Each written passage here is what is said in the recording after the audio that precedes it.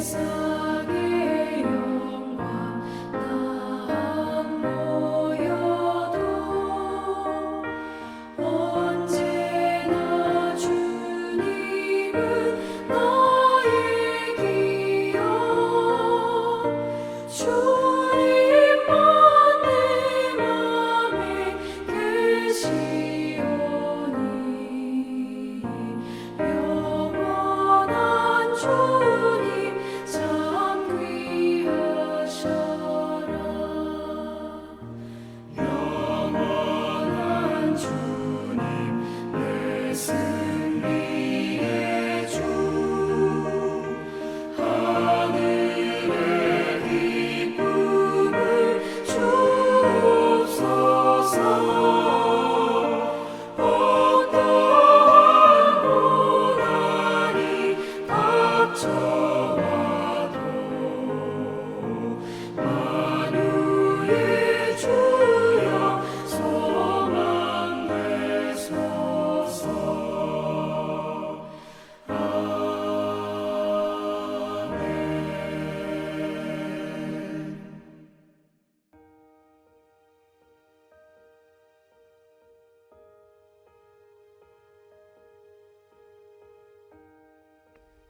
그런즉 형제들아 어찌할까 너희가 모일 때에 각각 찬송시도 있으며 가르치는 말씀도 있으며 계시도 있으며 방언도 있으며 통역함도 있나니 모든 것을 덕을 세우기 위하여 하라. 만일 누가 방언으로 말하거든 두 사람이나 많아야 세 사람이 차례를 따라하고 한 사람이 통역할 것이요 만일 통역하는 자가 없으면 교회에서는 잠잠하고 자기와 하나님께 말할 것이요 예언하는 자는 둘이나 셋이나 말하고 다른 이들은 분별할 것이요 만일 곁에 앉아있는 다른 이에게 계시가 있으면 먼저 하던 자는 잠잠할지니라. 너희는 다 모든 사람으로 배우게 하고 모든 사람으로 권면을 받게 하기 위하여 하나씩 하나씩 예언할 수 있느니라.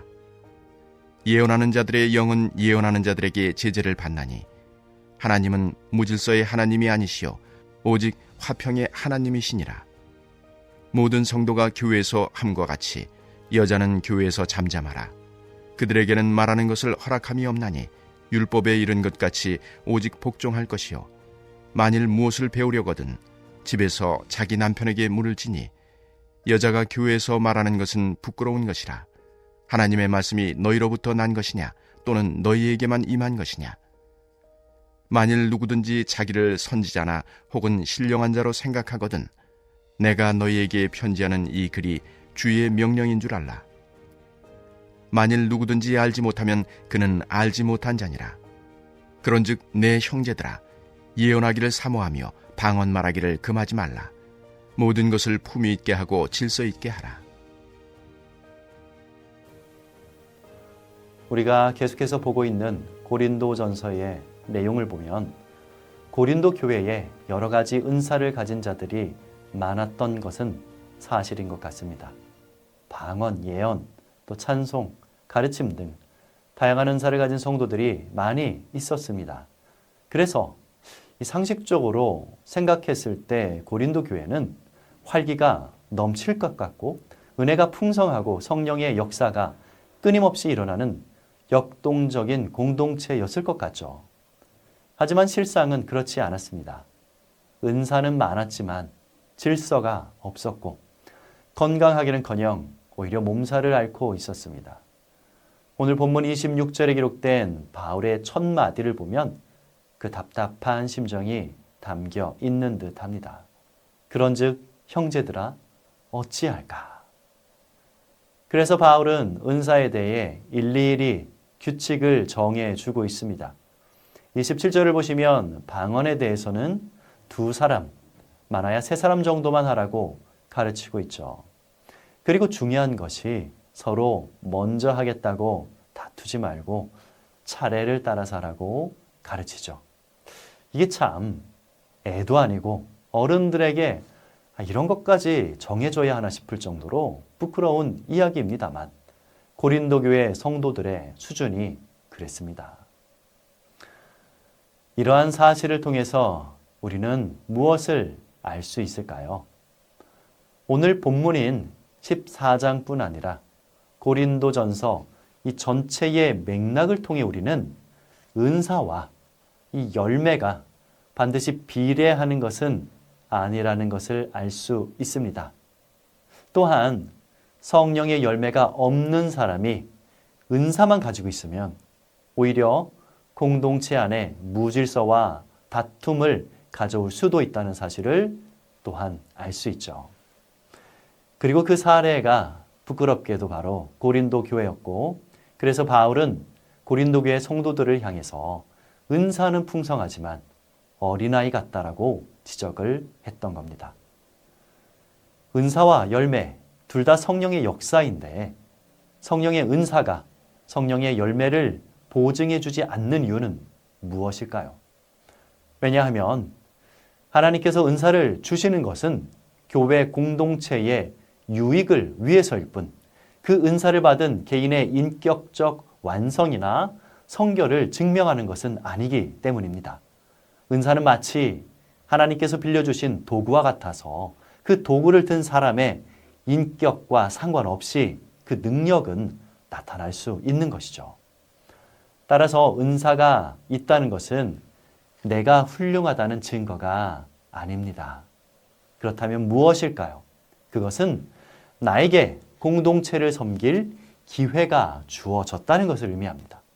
또한 나에게 공동체를 위해 헌신할 책임이 생겼다는 것을 뜻하기도 하죠. 하나님께서 우리에게 은사를 주신 의미와 목적을 바로 알고 늘 겸손한 마음으로 은사를 오직 교회의 덕을 세우는 일에 사용하는 우리 모두가 되기를 먼저 주님의 이름으로 축복드립니다. 계속해서 28절을 보시면 두세 사람으로 제한했던 방언을 그나마도 통역하는 자가 없으면 교회에서는 잠잠하라고 가르칩니다. 왜냐하면 아무도 알아듣는 사람이 없는 방언은 교회의 덕이 되지 않기 때문이죠. 그래서 통역이 없는 경우에 방언은 혼자서 하나님께만 하라고 가르치고 있습니다.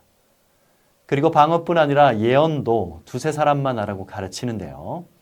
예언에 대해서 먼저 오해하지 말아야 하는 사실은요. 여기서 말하는 이 예언이라는 것은 미래에 일어날 일을 맞추는 그러한 예언이 아닙니다.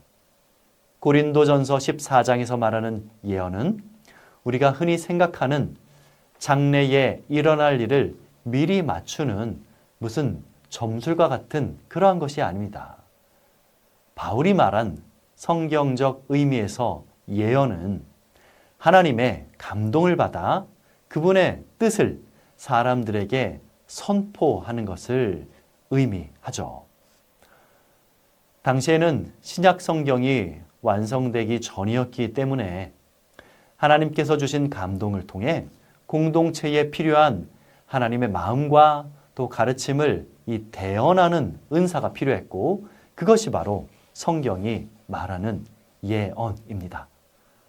오늘날로 치면 성경 말씀이 가진 의미를 깨달아서 공동체의 상황에 맞게 올바르게 해석하고 권면하는 설교와 비슷합니다. 때문에 예언은 방언에 비해서 교회의 덕을 세우기에 훨씬 유익한 은사였고, 그래서 14장 5절에서 바울은 나는 너희가 다 방언 말하기를 원하나 특별히 예언하기를 원하노라 라고 이야기했던 것이죠. 하지만 다시 한번 기억해야 하는 것은 방언도 또 예언도 그 어떤 은사도 절제가 없고 배려가 없는 은사는 공동체 안에서 오히려 방해가 될 수 있다는 사실입니다. 은사 자체보다 더 중요한 것은 그 은사를 어떻게 사용하느냐입니다. 우리가 잘 알고 있는 사랑장이 고린도전서 몇 장인지 아십니까? 바로 13장입니다. 그런데 고린도전서를 지금까지 계속해서 묵상해 오신 분들은 아시겠지만 사랑장인 고린도전서 13장은 사랑에 대해서 나열한 여러 가지 말씀들 중 하나가 아닙니다. 13장의 앞, 뒤의 내용을 보면 은사와 직분, 그리고 방언과 예언에 대한 말씀이죠. 그 사이에 샌드위치처럼 사랑장이 딱 들어가 있는 것입니다. 바울은 왜 얼핏 은사나 직분과는 주제가 전혀 다른 사랑에 대한 말씀을 그 사이에 끼워 넣었을까요? 그 이유가 바로 은사보다 중요한 것은 사랑이기 때문입니다. 이러한 문맥을 이해하고 고린도전서 13장 1절과 2절을 다시 보시면 바울이 왜 이 말을 했는지 이제 이해가 잘 되죠. 내가 사람의 방언과 천사의 말을 할지라도 사랑이 없으면 소리나는 구리와 울리는 꽹가리가 되고, 내가 예언하는 능력이 있어 모든 비밀과 모든 지식을 알고 또 산을 옮길 만한 믿음이 있을지라도 사랑이 없으면 내가 아무것도 아닙니다. 아멘. 내가 아무리 5개국어로 방언을 하고 앉은 자리에서 10시간, 20시간을 기도할 수 있다고 해도 그것이 공동체의 유익을 위해서 그리고 교회의 덕을 세우기 위해서 사용되지 않고 그저 자신의 영적 우월함을 자랑하기 위한 도구로서 사용된다면 그저 울리는 꽹가리 같은 시끄러운 소음일 뿐이라고 바울은 지적하고 있는 것입니다. 다시 한번 강조하지만 은사는 성령 충만과 동의어가 아닙니다. 방언을 할 줄 안다는 것이 성령 충만의 증거가 아니라는 것입니다. 오히려 남을 배려하는 마음이 있다는 것, 남을 배려하기 위해 절제할 수 있다는 것이 그 사람이 성령이 충만하다는 것을 보여주는 보다 더 확실한 증거가 된다는 사실을 믿으시기를 바랍니다. 이러한 사람이 고린도전서 14장 20절에서 바울이 언급했던 지혜에 있어서 장성한 사람입니다. 어린이를 한번 생각해 보시기 바랍니다. 어린이들은 자랑하기를 좋아하죠. 값비싼 장난감을 자랑하고 맛있는 음식 먹어본 것을 자랑하고 또 자기 집이 크다고 우리 아빠 외제차 탄다고 혹은 최신 폰으로 바꿨다고 그런 것들까지도 자랑을 합니다. 하지만 정상입니다. 어린이가 자랑하는 것은 이상한 일이 아니죠. 그런데 이 간혹 어린이들 중에 자기가 가진 것을 자랑하지 않고 또 맛있는 것을 나눠줄 줄 알며 남을 이해하고 도와줄 줄 아는 그런 어린이가 있습니다. 그때 우리는 그런 아이에게 뭐라고 합니까? 와, 어른스럽다. 너 참 어른스럽다. 이렇게 이야기하지 않습니까? 나이는 어리지만 그 생각이 어른처럼 성숙하기 때문입니다. 반대로 나이로는 어른인데 돈 자랑하고 힘 자랑하고 집 자랑하고 차 자랑하고 그러면서 또 나눠줄 줄은 모르는 그런 어른에게는 뭐라고 합니까? 물론 속으로만 생각하겠지만 아이고 저런 철딱서니 없는 것 나이만 먹었지 애네 애야. 그렇게 말하지 않습니까? 비록 육신의 나이는 많을지라도 우리는 그런 사람을 어른으로 인정하지 않습니다. 어린이로 보죠. 바울이 말하는 것이 바로 이런 것입니다. 하나님께서 유익을 위해 주신 은사를 가지고 애처럼 굴지 말고 어른답게 사용하라는 그러한 말이죠. 대단한 은사를 받은 사람은 영적으로 어른, 그냥 좀 시시하다고 여겨지는 은사를 받은 사람은 어린아이. 영적인 나이는 그렇게 구분되지 않습니다. 어떤 은사를 받았던 간에 그 은사를 사용함에 있어서 사랑이 있으시기를 바랍니다. 그리고 또 지혜가 있으시기를 바랍니다. 그래서 하나님 보시기에 영적으로 장성한 사람이 되시기를 주님의 이름으로 축복합니다. 마지막으로 30절을 보시면 바울이 일반적인 상식과는 좀 다른 가르침을 주고 있습니다. 만일에 교회 안에서 질서를 유지하기 위해 규칙을 정한다고 한다면 어떻게 하는 것이 맞을까요? 27절에 언급된 대로 차례대로 하면 됩니다. 먼저 예언을 시작한 사람이 그 예언을 다 마친 후에 그 다음 사람이 하는 것이 합리적이고 또 불만이 없겠죠. 그런데 바울은 나중에 계시가 있는 자를 위해서 먼저 하던 자에게 잠잠하라고 가르치고 있습니다. 어떤 의도로 바울은 이런 권면을 하고 있는 걸까요? 이것은 내가 먼저 시작했으니까 나에게 우선권이 있고 먼저 말할 권리가 있지만 다른 사람을 위해서 그 권리를 내려놓고 양보하라는 그런 뜻입니다.